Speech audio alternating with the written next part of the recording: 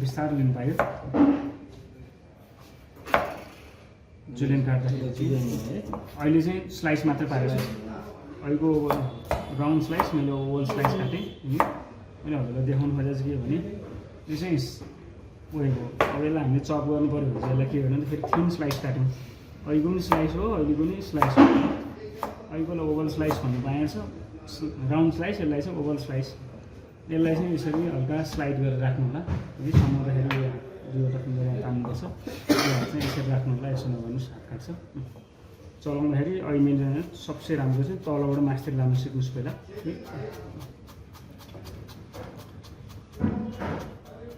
यो चाहिँ हाम्रो जुलियन कट भयो है यो तपाईँको यो चाहिँ अफ कटको जुलियन भन्नु पायो जस्तो साइज छ त्यस्तै निस्किनु भयो होइन यसको पनि जुलियन कट काट्नु पाएँ स्लाइडै गरेर राख्नु तपाईँहरूले सक्नुहुन्न भयो अब हामीले चाहिँ उठाएर काट्नु सक्छौँ काट्यौँ यसो गर्दा चाहिँ सानो हुन्छ तपाईँले साइज फरक आयो अब यसलाई नापेर काट्दाखेरि चाहिँ स्ट्यान्डर्ड सेपमा आयो है यसरी नाप्ने ठ्याक्क हजुर हात राख्ने त्योबाट अब अझै राम्रो बनाउनु पऱ्यो भने के गर्ने यसको चारतिर बराबर फाल्नु बस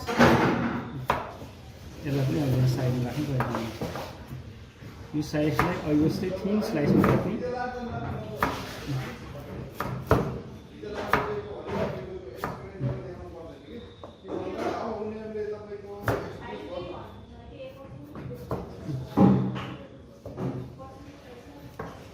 अघि चाहिँ हामीले वस्तु जस्तो थियो त्यस्तै निकालेको थियो अब चाहिँ के आयो हामीले भने जस्तो लेखे जस्तो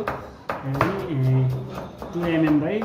3.7 अथवा 4 इन्चसम्म लानु हुँदो रहेछ है यदि तपाईँले जुलियन कट काट्नु पऱ्यो भोलिपल्ट सलादहरू बनाउँदा चाहिँ यो अहिलेपछि चप गर्दाखेरि चाहिँ यसरी जस्तो छ त्यस्तै काट्नु पनि पाइयो है यसलाई पनि हामीले जुलियन कट नै भन्नु पाइयो है यसलाई फेरि अब हामीले सबैलाई कलेक्सन गऱ्यो अब हेरि हामी फेरि के गर्छौँ यसलाई चप गर्छौँ अब फाइन चप भन्नु पाइयो अथवा मिन्सिङ भन्नु पाइयो है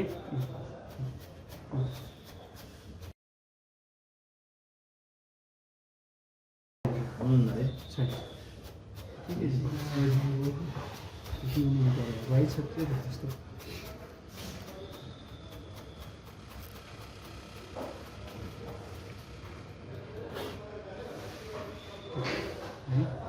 कुनै साइडमा अलिअलि बस्नु सक्छ सुक्छ यो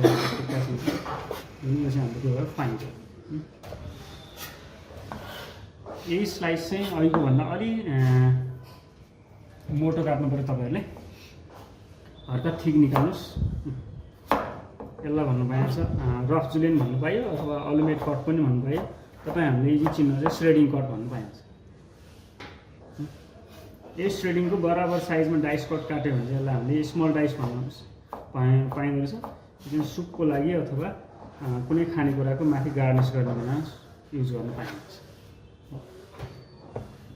अब यो बराबर साइजको निकाल्नुहोस् मैले अलिकति फाल्ने दुईवटा साइज अलि हुँदैन यसलाई भन्नु पाइन्छ फ्रेन्च फ्राई कट यो फ्रेन्च फ्राई कटलाई बराबर साइजको डाइस काट्नुहोस् यसलाई हामी मिडियम डाइस भन्छौँ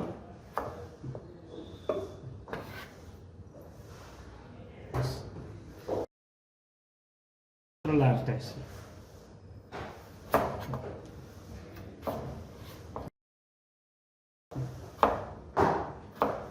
यसको बाँकी म तपाईँलाई सिकाउँछु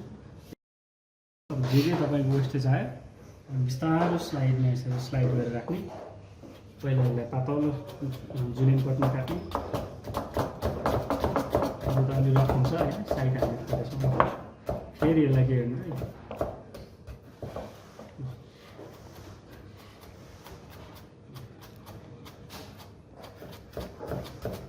अहिलेको चाहिँ हामीले स्पेसल साइजमा निकालेको थियौँ र बराबर साइजको आएको थियो यो चाहिँ ठुलो सानो हो यसलाई चाहिँ क्रस्टी चप भन्नु पायो अथवा रफ चप भन्नु पायो यति गऱ्यो भने दोहोऱ्याएर चप गर्नु त्यस्तै बन्छ तर पानी फाल्छ यसो गरेपछि यति गर्नु फाल्नुहोस् एकछिन प्र्याक्टिस गरौँ है